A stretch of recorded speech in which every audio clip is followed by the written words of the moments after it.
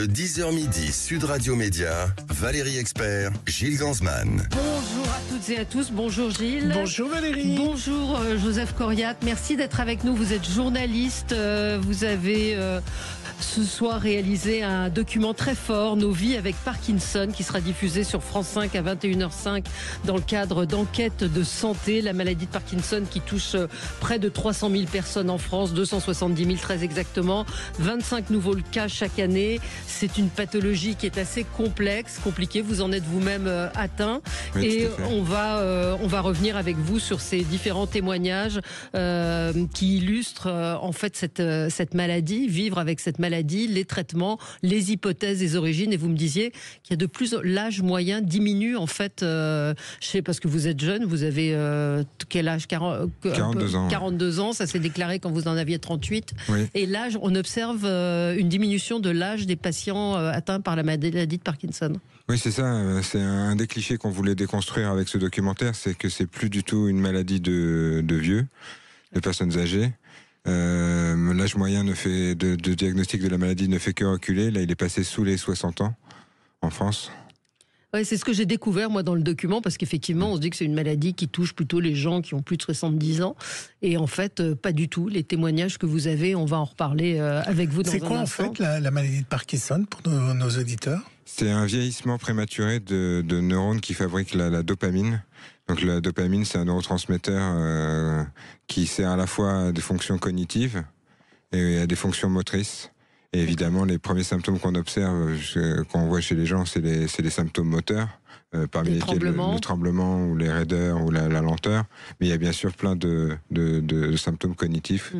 Des symptômes d'anxiété, dépression, ce genre de choses, quoi. Et ce qui est dit dans le document au début de votre enquête, c'est que c'est un développement exponentiel aujourd'hui, et c'est bien d'alerter sur le sujet. Oui, c'est ça, 25 000 nouveaux cas chaque année, une explosion des cas en France depuis 20 ans, sans qu'on sache trop pourquoi. Et justement, des hypothèses sur les pesticides, et on va pouvoir en reparler dans un instant. Gilles, on passe au zapping. Sud Radio Média, l'instant zapping. Valérie, hier on commémorait les 80 ans de la libération des camps d'Auschwitz, à l'occasion de se remémorer l'horreur des camps nazis avec les témoignages des survivants. Alors pour que les jeunes n'oublient pas, je voulais vous présenter quelque chose de différent ce matin. Vous savez que j'aime bien fouiller un peu une info différente dans le zapping. Et ben ils ont lancé une application de géolocalisation. Vous pouvez avec cette application regarder si vous avez un témoin d'Auschwitz autour de vous, et quand vous cliquez, eh bien vous avez un témoignage de quelqu'un qui a soit connu les camps ou qui a eu un parent qui ont été dans les camps. C'est une explication et une découverte de cette initiative sur BFM. Cette application localise des témoignages de rescapés de la Shoah.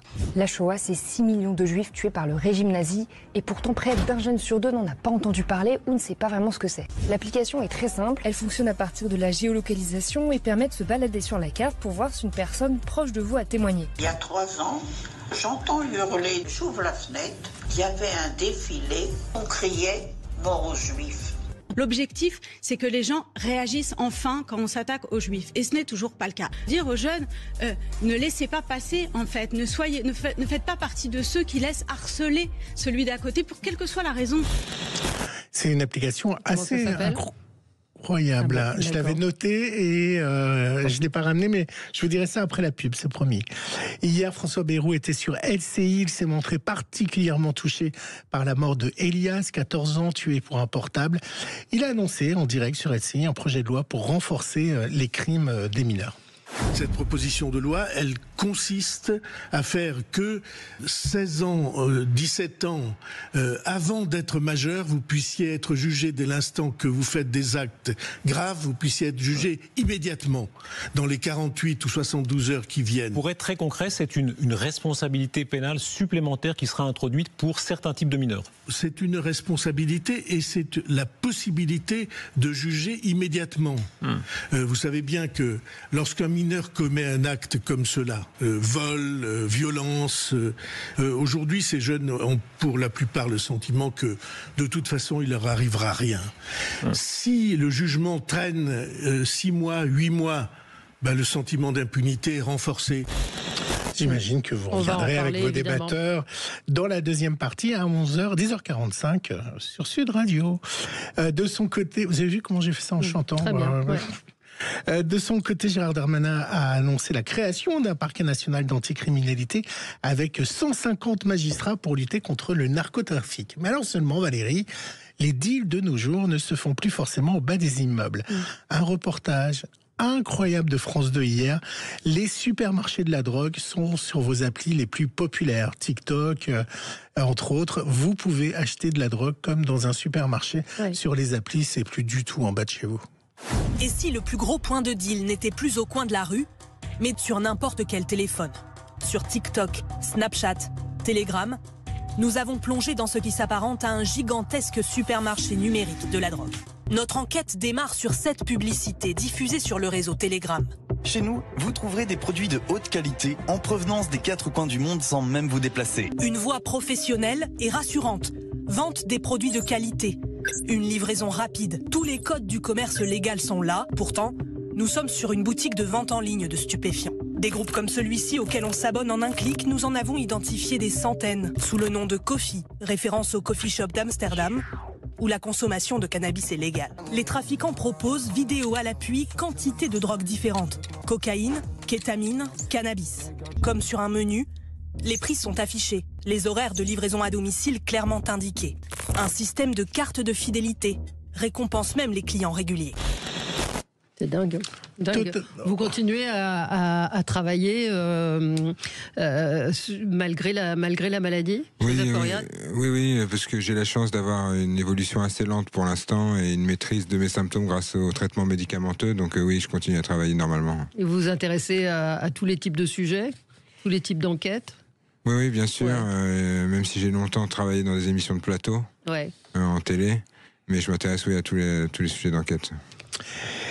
Alors, un autre témoignage fort, celui d'Édouard Philippe dans Bonjour, qui est revenu sur la future loi sur la fin de vie. Alors, il est imprégné par sa propre expérience avec son père. On comprend qu'il l'a aidé à mourir, mais pour lui, il a témoigné de la difficulté de faire une loi qui généralise tous les cas. Je suis pas sûr d'avoir la vérité. Je sais ce que je pense. Je sais ce que j'ai fait. Je sais ce qui s'est passé quand mon père était en train de mourir. Je sais ce qu'il m'a demandé. Je sais tout ça. Je l'ai vécu. Ça n'est pas parce que je crois quelque chose, ou même parfois parce que je fais quelque chose, que je suis certain que c'est l'équilibre qui devrait être celui de la loi. Autant j'ai une conviction intime sur le fait qu'il peut y avoir, et il peut être normal, et il peut être sain, d'aider à mourir quelqu'un, autant je trouve que l'inscrire dans la loi pose des problèmes qui sont redoutablement complexes et qu'il faut entendre. Vous en pensez quoi de la fin de vie? Je pense que, comme vient de le dire l'ancien Premier ministre, c'est très compliqué de légiférer parce que chaque cas est différent. C'est ça qui rend la proposition de loi très difficile à écrire et à faire voter. Ce que disait, trou de mémoire, dimanche soir sur TF1, l'ancien directeur des sports de Canal+, Charles Bietri, il disait que ce chiffre m'a frappé, 90% des gens qui se sont inscrits pour aller en Suisse abréger leur souffrance et leur vie n'y vont pas. En fait, ils sont inscrits, mais il n'y en a que 10% au final qui réellement passent à l'acte. Pas forcément machine arrière, les 90%, en fait, il n'y en a que 10% qui y vont, et les 90% autres, en fait, sont des gens qui soit ont bénéficié de soins palliatifs, soit sont décédés avant, soit ont bénéficié d'une aide directe, mais je trouve que le chiffre est énorme. C'est 90% des gens qui ne vont pas en Suisse. C'est assez considérable. Ça veut dire qu'effectivement, on peut avoir cette volonté et puis changer d'avis au fur et à mesure de l'évolution d'une maladie. C'est ça, dans le cas des maladies neurodégénératives, comme vous parlez de la maladie de Charcot, je peux parler de Parkinson. C'est vrai qu'il y a une variété de cas qui ont ces maladies, le traitement de ces maladies très complexes. Il y a quelques années, on nous parlait à propos de l'autisme, de spectre autistique, pour parler de ces cas très différents.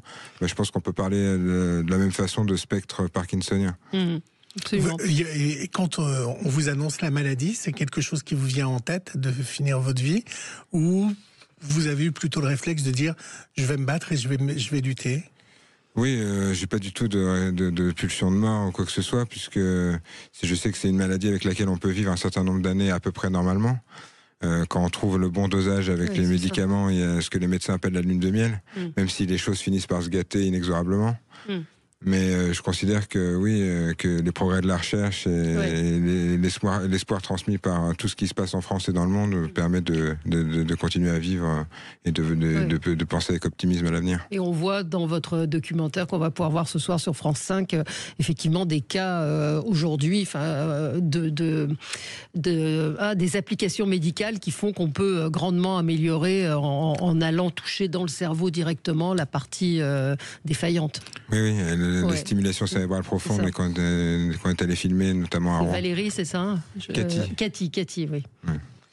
Alors Joseph, n'ayez pas peur. Je sais que ce soir, il y a des pièces jaunes et que c'est en face de vous. Ne vous inquiétez pas, il y a le replay de France.tv et on va tout faire pour que votre documentaire soit vu parce qu'il faut qu'il soit vu, parce qu'il est fort et que votre témoignage ici est aussi fort. Mais que voulez-vous, c'est le zapping. C'est un concert incroyable que va diffuser ce soir France 2. En effet, autour de la première dame, de nombreux stars ont répondu à l'invitation de venir chanter pour les pièces jaunes. Un concert qui permet chaque année de récolter des fonds pour améliorer le quotidien des enfants hospitalisés. Alors ce soir, il y a une star incroyable qui est venue chanter. Vous savez qui c'est? Oh là là. Katy Perry. Bah vous voyez que vous suivez l'actualité, Katy Perry.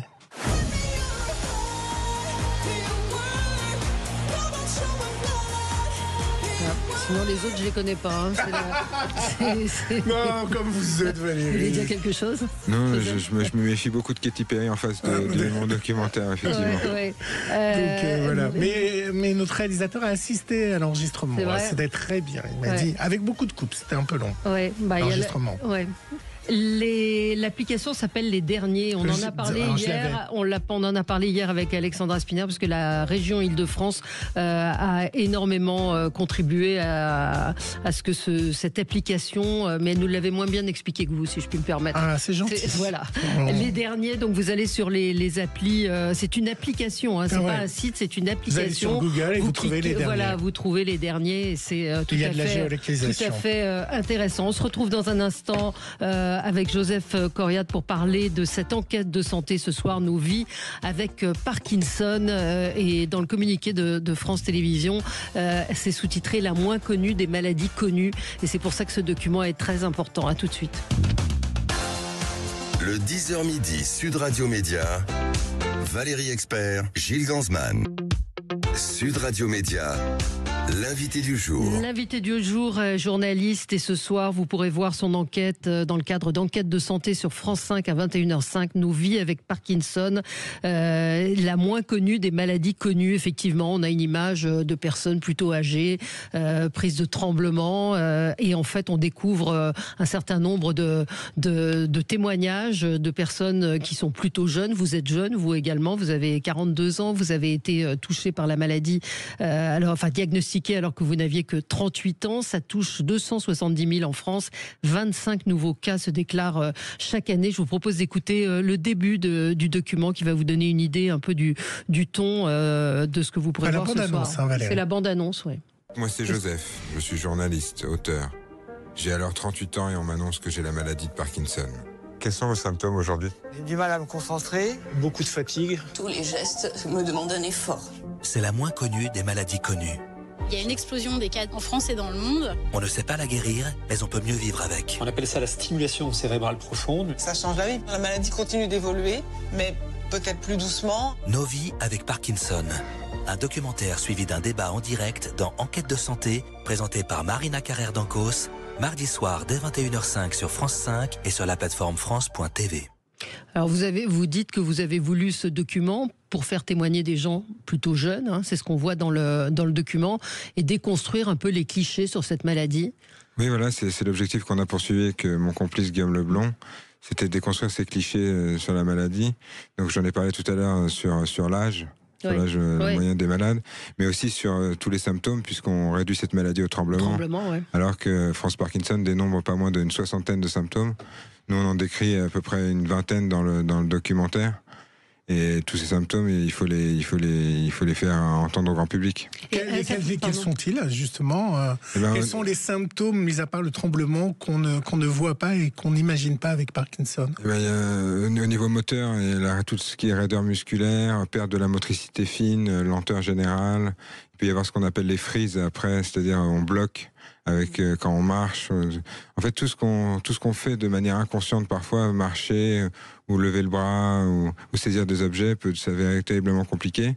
Et puis après, il y a de nombreux moteurs, il y a de nombreux symptômes cognitifs qui vont de l'anxiété à la dépression, et parfois même des hallucinations dans des cas très sévères. Comment le diagnostic est fait? Est-ce qu'il est fait par une simple prise de sang ou pas? Non, il est fait principalement par la description de symptômes. D'accord. Et même l'IRM ne suffit pas à établir un diagnostic. Et c'est vraiment par l'observation de symptômes et la répétition de questionnaires et de tests cliniques pour arriver au diagnostic. Et après, les patients, chaque fois qu'ils voient leur neurologue, ils évaluent l'évolution de leurs symptômes. Mais dans votre cas, ce sont vos proches qui vous ont dit, qui vous ont alerté? Et vous n'en aviez pas conscience d'avoir ces tremblements?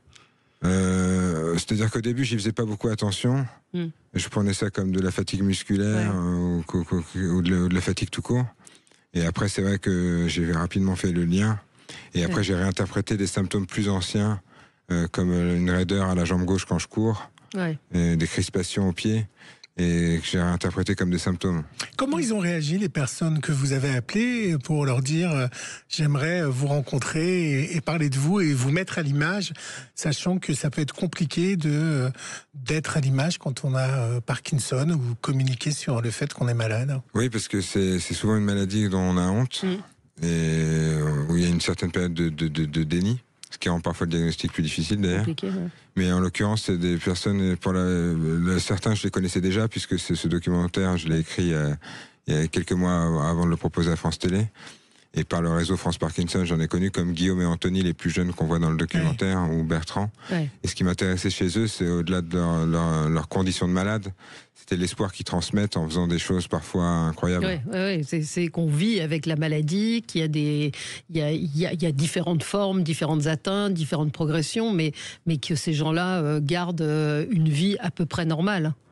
Oui, en tout cas, il ne se laisse pas abattre. Par exemple, Bertrand qui ouvre et qui ferme le documentaire, il a réalisé son rêve qu'il avait depuis 40 ans. Il voulait faire un tour du monde à la voile, il n'avait jamais pu le faire. Mais finalement, il a attendu d'avoir Parkinson pour faire son tour du monde. Donc c'est assez incroyable. Et il a une force incroyable. Ce témoignage est assez fort parce que il montre que il veut aller au bout de son rêve. Il ne veut pas mourir avant que son rêve soit réalisé. Oui, tout à fait. Parmi les hypothèses donc, de la maladie, on ne sait pas énormément de choses sur cette maladie, sur les origines en fait. Donc il y a des hypothèses qui sont émises. On le voit dans le documentaire sur certaines régions où il y a plus de Parkinson que dans d'autres. Et on parle des pesticides. C'est une des pistes. Oui, tout à fait. C'est une maladie qui est multifactorielle avec le vieillissement évidemment comme principal facteur puisque les cellules périssent et donc ne fabriquent plus de dopamine. Il y a aussi le facteur génétique mais seulement pour 10-15% des cas. Et effectivement, une des explications de l'explosion des cas de Parkinson en France et dans le monde ces 20 dernières années, c'est l'exposition aux pesticides, que ce soit pour les agriculteurs qui les manipulent, que pour les riverains et donc les populations tout entières. Mais vous n'avez pas été exposé aux pesticides, si? A priori non, mais comme il y a d'autres pistes qui sont évoquées comme les perturbateurs endocriniens ou même la pollution atmosphérique, j'ai pu être exposé à tout ça. En fait, on est tous exposés à des cocktails de produits toxiques et on a beaucoup de mal à évaluer lesquels pourraient être en partie ou complètement en cause dans Parkinson. Parce qu'on a reçu, la semaine dernière, on a reçu quelqu'un sur un documentaire, pour France 2 d'ailleurs, sur les compléments d'enquête sur les PFTOS. Enfin, c'était en PFAS. Les PFAS, Et donc ça peut avoir un rôle? Oui, tout à fait. Ça peut avoir un rôle aussi. Ça peut donner Parkinson? Oui, je pense que c'est une des pistes qui est explorée aussi. Ouais. Il y a les sportifs aussi qui sont souvent, enfin les footballeurs, les boxeurs. Il y a eu Mohamed Ali. Ça fait partie des pistes pour en avoir discuté avec justement des médecins du sport. C'est-à-dire que ces coups sur la tête répétés semblent être aussi une des pistes, en tout cas pour ceux qui pratiquent ces sports-là. Oui, ça rend les diagnostics encore plus complexes pour cette maladie. Il y a même des pistes qui vont vers le système digestif. Alors que c'est une maladie neurologique. Ouais. Donc vous voyez, c'est ça qui rend cette maladie très complexe très compliqué à analyser. Alors il y a de l'espoir malgré tout, il y a de la recherche qui est faite et il y a cette stimulation cérébrale qui donne des résultats. Oui, complètement. C'est une technique qui est arrivée en France déjà il y a un certain nombre d'années, il y a plusieurs dizaines d'années, mais qui ne fait que s'améliorer. Et même si elle concerne que 15 à 20% des malades, puisque les critères d'éligibilité sont très stricts. Quels sont les critères justement ? Mais il faut arriver à un stade avancé de la maladie, que ce soit au niveau des symptômes très très handicapants ou des effets secondaires des médicaments qui peuvent l'être tout autant. Et il faut aussi ne pas avoir de troubles cognitifs trop importants. Et après, il y a d'autres critères que je pourrais pas vous lister ici. Oui, mais il y a des critères très précis. C'est pas accessible à tout le monde, ni à tous les cas. Mais en tout cas, ça donne des résultats. On voit une jeune femme qui elle a eu cette stimulation et qui vit à peu près normalement. Oui, complètement. Vous parlez de Valérie, qu'on a rencontrée, qui a eu une stimulation cérébrale profonde il y a 2 ans, qui était très très gênée par ses symptômes. Et nous, quand on l'a rencontrée, c'était assez incroyable. On aurait dit qu'elle n'en avait aucun. Ouais. Et du coup, quel est votre espoir à vous ? Moi, pour l'instant, j'en suis pas là, puisque comme je vous l'ai dit, j'ai une évolution assez lente donc des symptômes pour l'instant que j'arrive à gérer.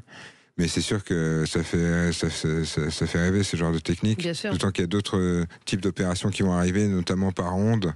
Il y a déjà eu en Australie, par exemple, l'été dernier. On n'a même plus besoin d'ouvrir la boîte crânienne pour aller stimuler la zone impliquée dans la maladie de Parkinson, qui est la substance noire. Alors, on le voit moins dans votre documentaire, mais j'imagine que pour l'entourage, c'est aussi quelque chose de terrible quand la nouvelle tombe et qu'il faut qu'ils apprennent à vivre avec quelqu'un qui a Parkinson.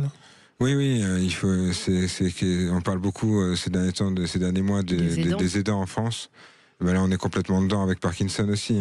Bon, on le voit avec l'épouse de Bertrand en début du Oui, absolument. Ou avec la sœur de Cathy, la dame qui va se faire opérer du cerveau dans le documentaire. C'est parfois très compliqué à gérer, puisqu'il y a des périodes où, comme je vous le disais, où il y a la lune de miel, où le patient va à peu près bien, et puis tout d'un coup ça peut fléchir. Il peut y avoir des jours où c'est complètement le désastre au niveau des symptômes, et d'autres jours où ça va beaucoup mieux. C'est très compliqué. Est-ce que la France fait assez de choses pour les malades de Parkinson ? Alors oui et non, il n'y a pas de grand plan national consacré à Parkinson en particulier. Il y en a beaucoup sur les maladies neurodégénératives en général. Après, la recherche ne fait que progresser et on a de la chance en France d'avoir des centres experts Parkinson dans les CHU qui sont très performants et qui améliorent les techniques d'année en année. Nous, c'est ce qu'on a pu constater au CHU de Rouen, par exemple. Ouais. Et aux États-Unis ou dans d'autres pays, vous évoquiez l'Australie, il y a des techniques qui sont prometteuses ou des médicaments, parce que les médicaments sont importants aujourd'hui aussi dans le traitement. Oui, là aussi, ça ne fait que progresser, que ce soit les médicaments, la neurochirurgie. Il y a aussi des pompes à dopamine qui permettent de donner de la dopamine en continu toute la journée, qui ressemblent un peu à des pompes à insuline, si on veut schématiser. Et là aussi, c'est une piste de recherche et d'amélioration du quotidien des malades qui est très sérieuse. Oui, on peut citer Michael J. Fox, qui a atteint la maladie de Parkinson et qui a fait beaucoup de choses pour la maladie et qui n'a pas hésité à assumer. Qu'il a eu très jeune. Oui, il l'a eu très très jeune. Oui, il l'a eu à 30 ans. Oui. Comment on explique le rajeunissement des patients ? Il y a une raison toute bête statistique, c'est qu'on le diagnostique mieux. C'est ça, c'est toujours la question. Et après, c'est quand même bien mystérieux. Tous les neurologues que j'ai pu interroger, même en off, dans mes rendez-vous médicaux, ils ont du mal à l'expliquer. Est-ce que c'est transmissible Héréditaire, voilà. Dans 10 à 15% des cas, on le soupçonne. D'accord. Mais sinon, non, c'est pas une maladie héréditaire. Alors, un auditeur me dit, l'IA, l'intelligence artificielle, va permettre une évolution notable de la recherche. Par exemple, pour Alzheimer, c'est le cas. On a vu qu'il y avait eu des avancées. Pour Parkinson aussi, on peut avoir cet espoir-là. Oui, notamment dans le cadre de la neurochirurgie. Là, dans l'opération qu'on filme, le neurochirurgien est aidé d'un robot. Mais à l'avenir, il pourra être aidé aussi de l'intelligence artificielle. Est-ce que c'est la même famille ou pas du tout, Alzheimer et Parkinson, ou est-ce qu'il y a des choses en commun ? Il y a une chose en commun, c'est que, j'espère ne pas dire de bêtises, c'est neurodégénératif et tout se passe au niveau de la substance noire dans le cerveau. En tout cas, c'est un document à voir ce soir. C'est pas triste pour ceux qui vont dire maladie de Parkinson. C'est des témoignages, c'est des témoignages très humains, très très concrets en fait de la vie de ces gens, et ça laisse qui ont envie de vivre et de se battre. Et ça ouvre, je trouve moi en tout cas, beaucoup de portes et d'espoir pour les malades de Parkinson. Bah, c'était l'objectif, l'objectif du documentaire avec Guillaume Leblanc. Ouais. En tout cas, ce soir 21h05 sur France 5, enquête de santé, nos vies avec Parkinson, suivi d'un débat et c'est sur France.tv. Oui, France.tv. Vous pouvez d'ores et déjà, je crois, le voir, et ce sera en replay, évidemment, sur la plateforme de France.tv. Merci à vous d'avoir été avec nous. Dans un instant, on va parler d'un autre documentaire formidable sur Jacques Villeray. À tout de suite. Le 10h midi, Sud Radio Média, Valérie Expert, Gilles Gansman. Leclerc, bonjour. Oui, allô, je voudrais gâter ma femme pour la Saint-Valentin.